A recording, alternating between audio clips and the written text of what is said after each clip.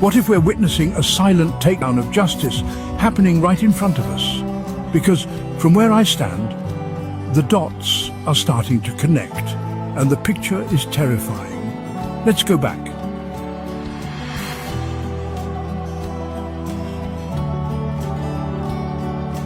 It started with fake legal fees, hundreds of millions of kina paid to a private law firm for work that was never done. Court orders were forged, approvals faked, payments processed on weekends. We were robbed, slowly, quietly, legally, and most of us didn't even know.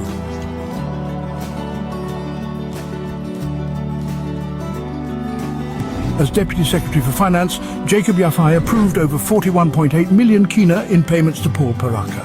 Now he's on trial for misappropriation, corruption, conspiracy and abuse of office. The moment this hit the courts, it stopped being about money. It became a threat.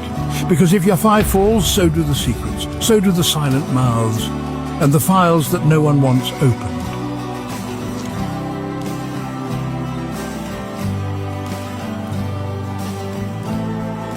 If Yafai is convicted, what happens to Paraka? Does he stay quiet? Or does he name names? Does he reveal who told him to submit those bills? Who signed those checks? Who shielded him when the media knocked on the door?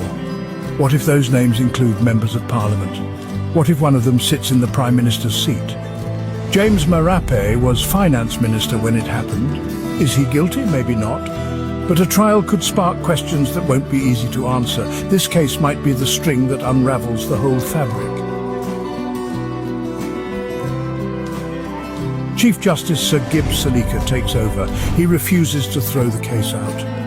He rules that there's enough evidence to proceed. He sets a date for judgment, and then he collapses.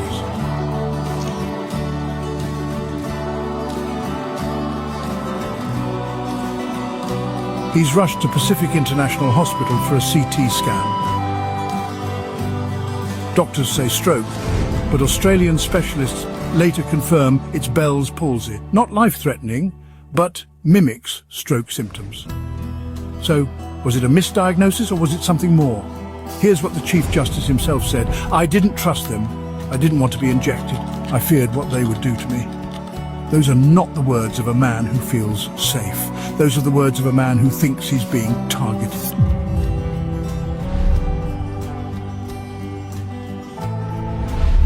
This isn't the first time PIH has faced scrutiny. Years back, Judge Kiriwum, allegations of overcharging, unlicensed foreign doctors, medical errors. Could it be that this hospital is more than a medical facility? Could it be a tool? A place where threats are neutralized, just enough to keep them quiet?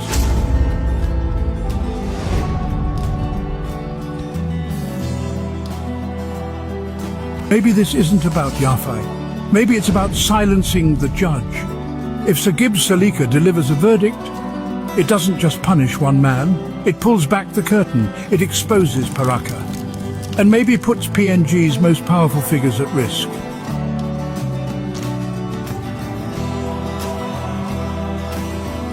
No one's saying it was an attack, but what if it was? What if the last man standing between the public and the truth was almost taken out with a CT scan? Think about that. Because silence is no longer an option. If you believe the people of PNG deserve answers, if you believe justice must never be gagged, then talk. Share this. Ask questions. Because someone out there is afraid of what this judge might say, and maybe they should be.